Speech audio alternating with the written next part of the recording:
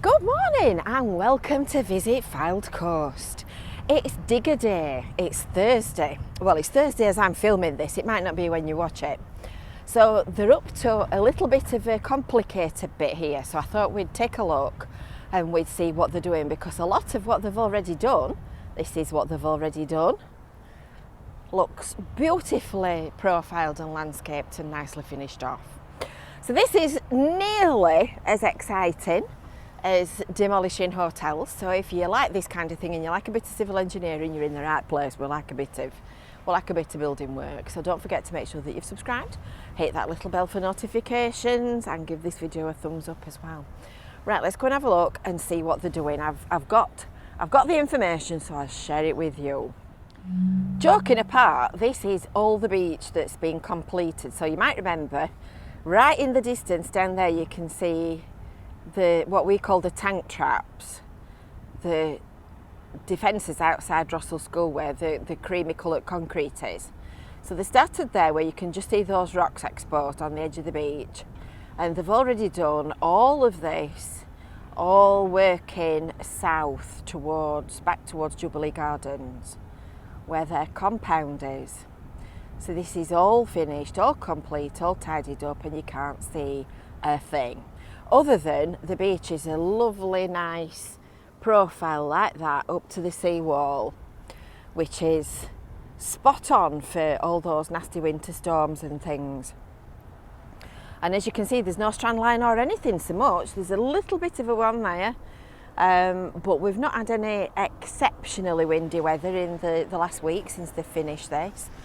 So that's why it's all looking sparkly clean and tidy, not a spot of litter, absolutely spotless.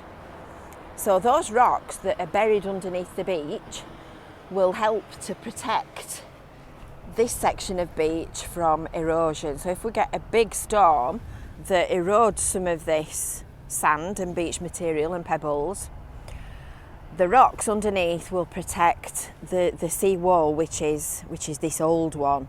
It's older than me, this. It was built sort of 1930s, 1940s, so it's a bit of a relic. You can see here, look, it's got one or two chips, but other than that, it's in reasonably good condition. It just needs a little bit of help, like we all do when we get old.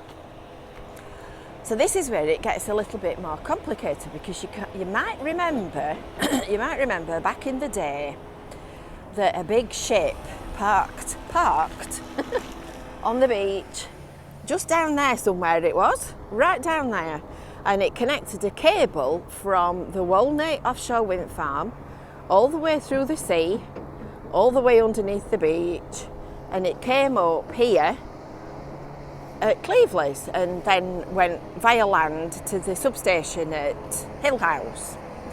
So where that little wiggly bit of metal is at the left of the digger, that's the end of the Cofferdam that they built to install the cable to do the interface between the sea and the land. So there's all kinds of sort of careful restrictions, as you might say, around that interface, because even though it's encased in concrete and it's all very securely protected, they need obviously to protect their asset and make sure that it doesn't get damaged in any way. So this is where the works come up to. This is the bit that's hidden underneath the beach. So they've excavated, in fact you can see the geotextile membrane there, look. So that's where they're up to, and that continues all the way down there. So these guys are digging out, and he's using his GPS equipment inside the cab to make sure he gets all his levels straight. And then they're going to join up to this Dong Cofferdam. So it's a shame we've got Harris fencing in the way, but I'll try and show you the board. So this board that the Rossall Beach group did explains what you can see across the sea. So it gives you kind of the major landmarks. And it also has got pictures on it of the time when the cable was installed. So that picture there, that one's actually got the Cofferdam on it, but there are loads of pictures on the Visit Cleveleys website. There's a full archive, which is really interesting to look back at. Now you can see the size of the ship on here, look. And look at these diggers. These are probably the same size or bigger than the ones that they're using now. And they look like little tiny Tonka toys at the side of the ship. So what they're doing is digging out. They're going to put the geotextile membrane in the bottom, and where there's a double layer of rock at this end, it will continue to about here as a double layer, and then it will be a single layer up to where the boulders are. And the concrete cofferdam is underneath the beach, and that wiggly metal line is the seaward end of it. So it's kind of a, now what's the name for it? Is it a rhombus? When you've got a rectangle that's on a skew that's not sort of properly square? I think it's something like that, isn't it? If I'm wrong, pop the name of the shape I'm trying to describe underneath in the comments. But it's a rectangle on an angle.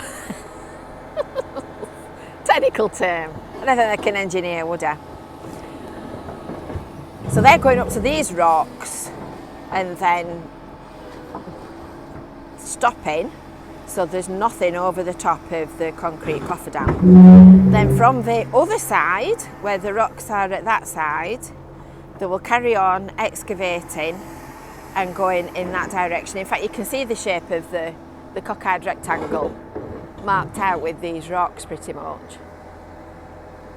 So that's kind of a bit that needs a little bit of thinking and a little bit of doing carefully, because obviously it's got to be exact and it's got to be precise. So they'll use the GPS in the cabs of the diggers to make sure that they've got everything levelled, everything lined up and everything exactly the right place according to the drawings that they're working to.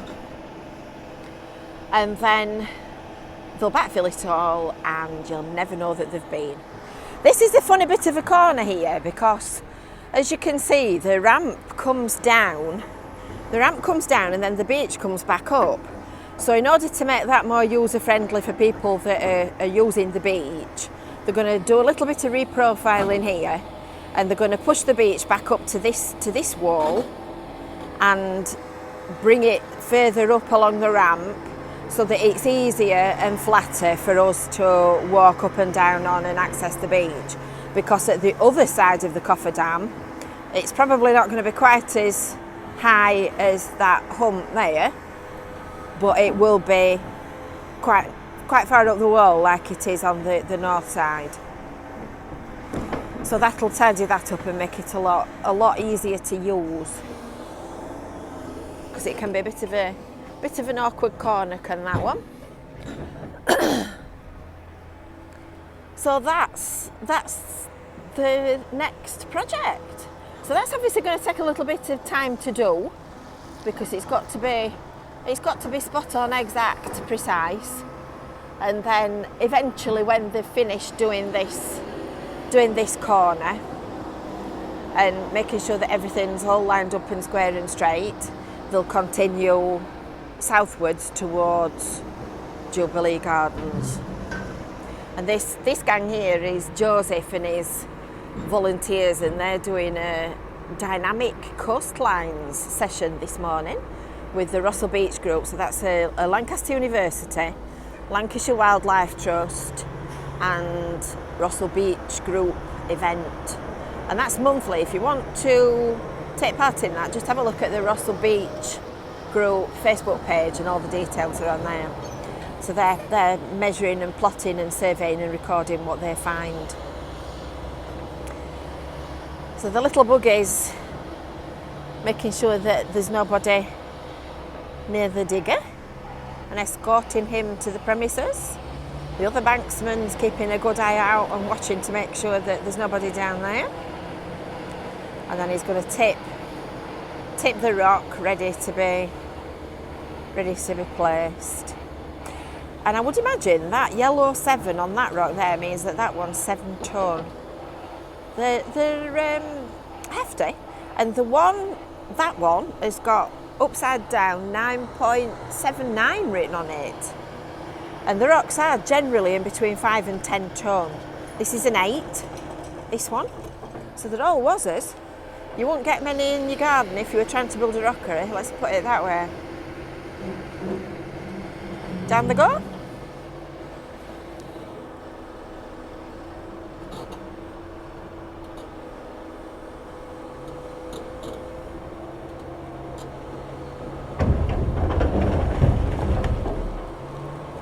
Do you know when they started working and they started tipping rock? For the first sort of week or two, I kept feeling absolutely convinced I'd heard thunder. That's just what it sounds like when you're inside. But it's fascinating to watch. It's really interesting. And they're so precise with these diggers. So precise.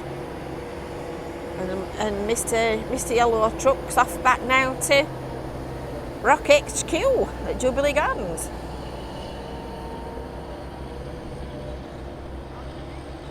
So I hope you've enjoyed that. I hope you've enjoyed that update for today. We will continue to bring you updates when there's something different to report.